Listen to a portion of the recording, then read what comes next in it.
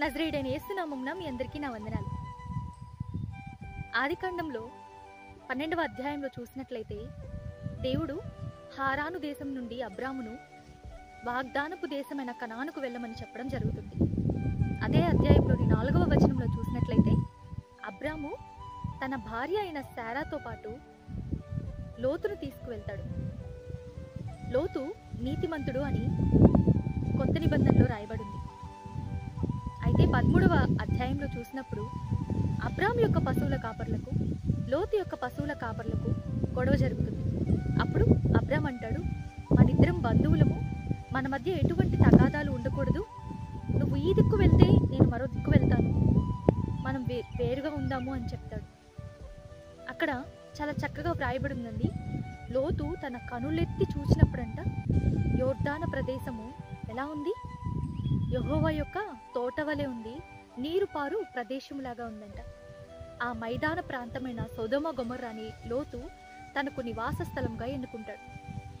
అయితే ఆ సొదొమ మనుష్యులు దుష్టులు, యెహోవా దృష్టికి పాపులు అని కింద వచనంలో రాయబడింది. మైదానం అంటే ఇంగ్లీష్లో ప్లెయిన్స్ అండి. ఇది చాలా విశాలంగా ఉంటుంది, ఎత్తు పల్లాలు అనేది ఏమీ ఉండదు, సమభూమిగా ఉంటుంది. అయితే ఈ ప్రదేశంలోని జనులంట దుష్టులంట. యెహోవా దృష్టికి వాళ్ళు ఎలా ఉన్నారు, పాపులుగా ఉన్నారు. అటువంటి స్థలము లోతు కన్నులకి ఎలా ఉన్నింది, చాలా అందంగా ఉన్నింది. కొత్త నిబంధనలోని 2వ పేతురు 2వ అధ్యాయము 8వ వచనంలో చూసినట్లయితే తను చూస్తున్న క్రియలను బట్టి, తాను వింటున్న సంగతులను బట్టి, ఆ ప్రదేశంను బట్టి నీతిమంతుడైన లోతు తన హృదయంలో నొచ్చుకుంటూ ఉన్నాడంట. అయితే ఒక విచిత్రం గమనించారా? ప్రతి దినము లోతు నొచ్చుకుంటూ ఉన్నాడు, కానీ ఆ ప్రదేశాన్ని విడిచిపెట్టలేదు. అది మాత్రమే కాదు, 19వ అధ్యాయంలో చూసినట్లయితే యెహోవా దూతలను పంపించి సొదొమ గొమొర్రాని నాశనం చేయాలి అని వచ్చినప్పుడు వారు, ఇక్కడ నీకంటూ ఎవరైతే ఉన్నారో వాళ్ళందరినీ వెంటనే తీసుకొని బయలుదేరు అన్నప్పుడు లోతు బయటకు వస్తాడు కదా. తన కూతుర్లని ఇవ్వడానికి ఆ ప్రదేశంలోని మనుష్యులనే లోతు ఎంచుకున్నట్టు మనం చూస్తున్నాం. ఆ ప్రదేశంలోని మనుష్యులు ఎలాంటి వారు అని తెలిసి కూడా తన కుమార్తెలకి అదే ప్రదేశంలోని వ్యక్తులని ఇచ్చి వివాహం చేయాలి అని లోతు ఆశపడ్డాడు. మనం కూడా చాలామంది నేటి కాలపు క్రైస్తవులు ఈ విధంగానే ఉంటున్నాం కదా. విశాలముగా ఉన్న ఈ లోకం అనే మైదానం మన కన్నులకి ఎలా కనిపిస్తుందంటే చాలా ఆకర్షణీయంగా ఉంది, ఆశీర్వాదకరంగా ఉంది, చాలా గొప్పదిగా ఉంది. మనం ఏం చేస్తున్నాము, ప్రతి దినము కూడా ఎంతో కొంత సమయాలలో మన హృదయం నొచ్చుకుంటూ ఉంటుంది. ఈ లోకంతో మనం కలిగి ఉన్న బంధాలను బట్టి, ఈ లోకంలో మనం కలిగి ఉన్న స్నేహాలను బట్టి, ఈ లోకంలో మనము తెచ్చుకుంటున్న అలవాట్లను బట్టి మన హృదయం నొచ్చుకుంటూ ఉంటుంది కదా. చూస్తున్న మనుషులను బట్టి కూడా మన హృదయం నొచ్చుకుంటూ ఉంటుంది. అరే, ఏదో ఒక సమయంలో మనకు అనిపిస్తుంది, అయ్యో ఏంటిది అని. కానీ మనము ప్రత్యేకంగా ఉండడానికి ఇష్టపడడం లేదు. దేవుడు నిన్ను నన్ను ప్రత్యేకపరిచాడండి, నమ్ముతారా? నిర్గమాకాండంలో చూసినట్లయితే ఐగుప్తు దేశం నుండి ఇశ్రాయేలీయులను దేవుడు నడిపించేటప్పుడు, పర్టికులర్గా తెగుళ్ళుని ఐగుప్తు మీద దేవుడు తప్పిస్తున్నప్పుడు ఆయన చెప్తాడు, గోషెను ప్రాంతంలో నివసిస్తున్న నా జనులను నేను ప్రత్యేకపరుస్తున్నాను. దేవుడు నిన్ను నన్ను ప్రత్యేకపరిచాడు. మనము ప్రత్యేకంగా ఉండాలి అని ఆశపడుతున్నాడు ఆయన. కానీ మనం ఎలా ఉన్నాము, లోకంతో కలిసిపోవాలి అని నొచ్చుకుంటూనే ఉంటుంది మన హృదయము. కానీ మనము ఆ మైదానాన్ని విడిచిపెట్టి వెళ్ళాలి అని ఆశపడం.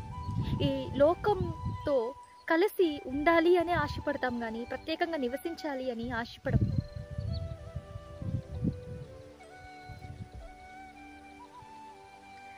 మరి ఈ మైదానంలో కాకుండా మనం ఎక్కడికి వెళ్ళాలి? ఆ దూతలు ఏం చెప్తారు లోతుకి? మైదానం నుండి పర్వతానికి పారిపో. పర్వతం ఎక్కడం సులభమా అండి? ఎక్కే కొద్దీ ఆక్సిజన్ లెవెల్ తగ్గిపోతూ వస్తుంది కదా, ప్రయాసపడిన పరిస్థితి ఎదుర్కొంటాం కదా. కానీ మనకి సేఫ్ అయిన ప్రాంతం ఏది అంటే పర్వతం, యెహోవా యొక్క పర్వతం. కీర్తనలు 24వ అధ్యాయంలో 3వ వచనంలో చెప్పబడుతుంది, యెహోవా పర్వతమునకు ఎక్కదగిన వాడెవడు, ఆయన పరిశుద్ధ స్థలము మీద నివసింపదగిన వాడెవడు.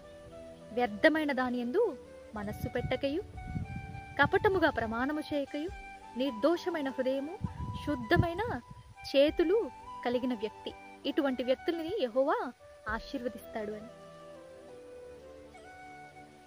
లోకంతో స్నేహం దేవునితో వైరమని పరిశుద్ధ గ్రంథం చెప్తుందండి. ప్రతిదినము నొచ్చుకుంటున్నావా ఈ లోకమును బట్టి, లోకంలో నువ్వు కలిగిన స్నేహాలను బట్టి, ఈ లోకంలో నువ్వు కలిగిన బంధాలను బట్టి, అలవాట్లను బట్టి? విడిచిపెట్టు, దూరంగా పారిపోయి లోకం నుండి యెహోవా పర్వతమునకు పారిపో. ఎందుకంటే అక్కడ మాత్రమే నువ్వు సురక్షితముగా ఉంటావు. కానీ లోతులాగా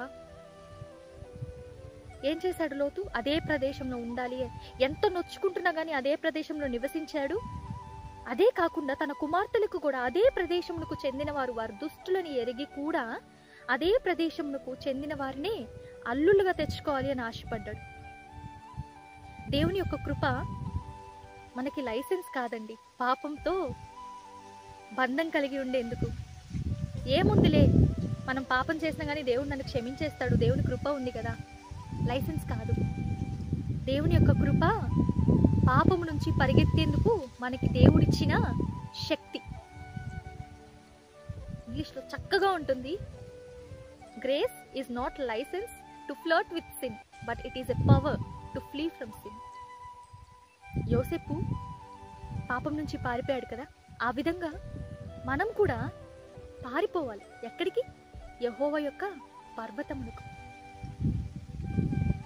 అలా పారిపోలేదు లోతు. ఆ మైదానంలో ఉండడం బట్టి ఏమైందండి? అతని ద్వారా మోయాబీయులు, అమ్మోనీయులు జన్మించారు. ఎవరు వాళ్ళు?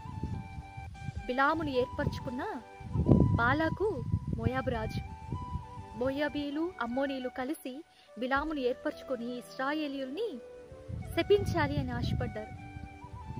ఒక రకంగా ఇశ్రాయేలీయుల్ని పాపంలోనికి నడిపించారు వీళ్ళు. కానీ తర్వాత దేవుని యొక్క శాపాన్ని పొందుకున్నారు, నశించిపోయారు. లోతును బట్టి లోతు యొక్క తరతరాలు ఆశీర్వదింపబడ్డాయా? లేదు. నిన్ను బట్టి నీ యొక్క సంతానము, నీ యొక్క తరతరములు ఆశీర్వదింపబడాలి. ఎప్పుడు ఆశీర్వదింపబడతావు? లోకంతో స్నేహం మానినప్పుడు. ప్రత్యేకించబడాలండి. ఈ లోకం నుంచి ప్రత్యేకించబడండి. ఇతరులు ఏమనుకుంటారో, ఏమేమంటారో అని ఆలోచించకండి.